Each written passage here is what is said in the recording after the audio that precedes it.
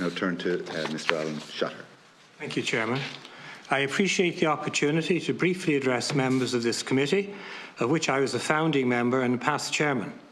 I'm here today representing the Ireland-Israel Alliance together with Natasha Hausdorff, a distinguished English barrister and expert on European and international law, who is a member of UK Lawyers for Israel. In my limited time slot, I focus on the substantive provisions and politics of the draft Prohibition on the Importation of Goods Bill. A more detailed analysis of the bill is contained in the Alliance's 8th of July joint written submission with UK lawyers and in my own submission of the same date.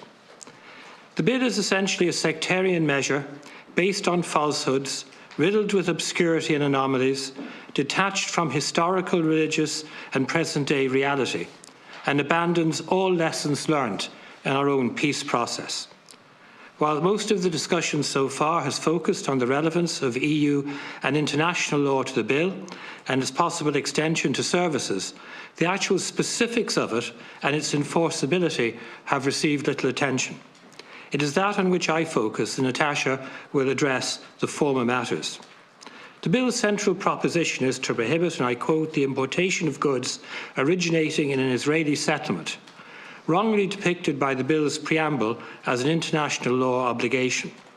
The goods targeted are deemed by the the goods targeted are deemed by the preamble to be maintaining what it obscurely and wrongly describes as the illegal situation created by Israel in the occupied Palestinian territory. Even if the illegal situation depiction is accepted as accurate, as it is now known that the total value of commercial goods so imported in the 5-year period 2020 to 2024 came to €685,000, no credibility attaches to the proposition that such imports maintain anything. Rather than having any substantive impact, the bill is now justified and lauded by some as simply symbolic. Israeli settlements referenced in the bill from which imported goods are to be prohibited are an intended legal euphemism for locations in which Jews are present, reside or work on the West Bank, Gaza and East Jerusalem. The symbolism is to publicise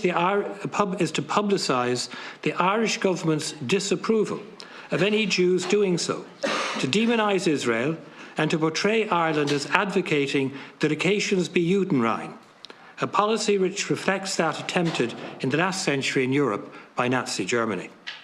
It is a denial of 3,000 years of history, Jewish, Christian and Muslim theology, credible attempts to permanently end Israeli-Palestinian conflict and present-day reality on the ground. In essence, the bill is the first initiative of any European government to enact legislation to intentionally boycott and discriminate against Jews since the defeat of Nazi Germany in 1945.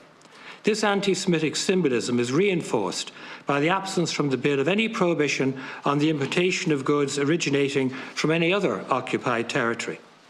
The bill, if enacted, will, however, not only impact its targeted Jewish-originated goods, but also those originated by Israel's Arab citizens, by those of all denominations, by Palestinians, and jointly by those of different backgrounds working together. The bill is intent on maintaining division, not contributing to conflict resolution, peace and reconciliation. And its malign application to industrial zones, such as the Barkin Industrial Park, clearly illustrates this. It is of no relevance to the tragic ongoing Israeli-Gaza war, despite some saying it is. The bill is riddled with difficulties and anomalies. Its reference to the Minister of Foreign Affairs designating by reference to postal codes the areas of its application means no member of this committee truly knows from exactly where originated goods are to be prohibited. The absence of any definition of originated creates a myriad of difficulties illustrated in my written submission.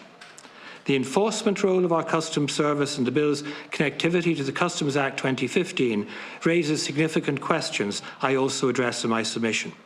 Apart from the expenditure involved, the potential chaos and bureaucracy enforcement of the bill could create at airports and ports in its application to tourists, residents returning to Ireland and business visitors needs to be explored, as does its violation of agreed Brexit amelioration measures and the maintenance of free movement of goods between Northern Ireland and the Republic. In this context, the bill starkly resembles the unenforced, father Ted-like provisions applicable to the import of condoms contained in the Health Family Planning Act 1980.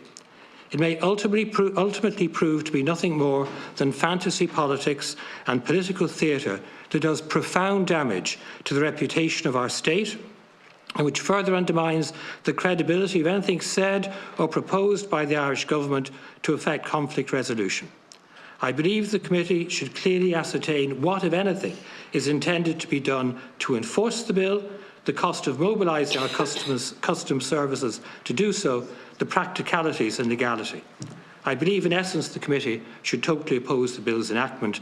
Hopefully we can return to these issues.